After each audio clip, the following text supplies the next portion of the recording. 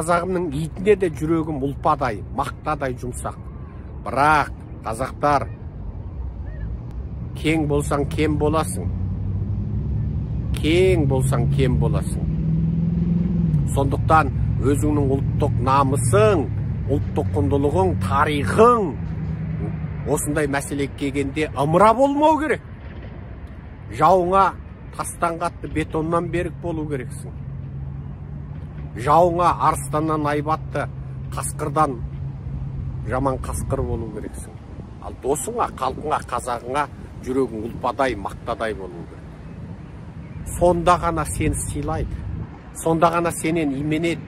Сонда ғана сенің тіліңді құрметтейді. Сонда ғана сенің мемлекетіңді құрметтейді. Сонда ғана сенің барлық құндылықтарыңды құрметтейді. Ал әр қазақта бұндай қасқыр мінез болмайынша, жамандар басынған. Жаман үйді қонағы билейді дейді. 30 жылдың өзінде біз біреулерге шаңыраққа қара деп үйрете алмағандығымыз өзіміздің нашарлығымыздан. Бірақ ертең біздің қолымызға билік тигенде, біз Қазақстанда батыстық демократиялық құндылықтарды құрметтейтін, заң салтанат құратын әділ демократиялы ел құрған кезде, бұрынғы кезде қазаққа тізесі батқан, заңды таптаған, қазақтардың ұлттық құндылығын таптаған, намысын таптаған бәрінен есеп аламыз. Кім қылмыс жасады? Жауап беруге тиіс. Кім қаншалықты қылмыс жасады? Сонысына лайық жауап беруге тиіс. Және біз бұны тұтас батыстық бақылаушылар мен батыстық кеңесшілердің қатысуымен шешеміз. Қазақтар, еңселеріңді көтеріңдер, өздеріңді сыйлата біліңдер. Өздеріңді сыйлату, ұлттық намысты қорғау, адамдық құқықты қорғау, ол үлкен кіші деп бөлінбейді. Барлық нәрседе, барлық істе. Сондықтан қалың елім, қазағым,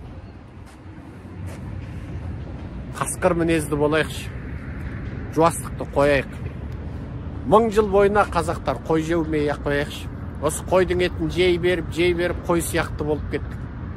Жылқы мінезді қазақ болайықшы.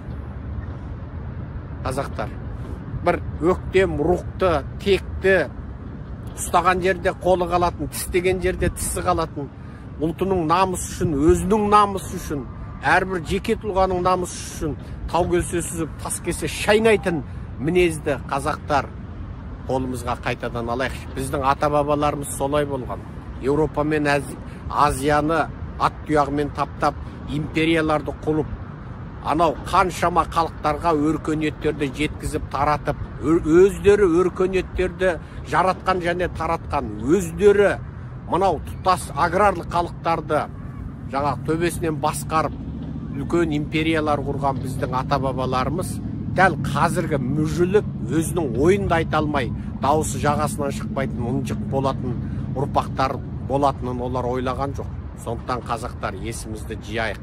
Рухты, бекем, берік болайық. Әрине, ол өзгелердің намысын таптау емес, өзіңнің құқыңды қорғау.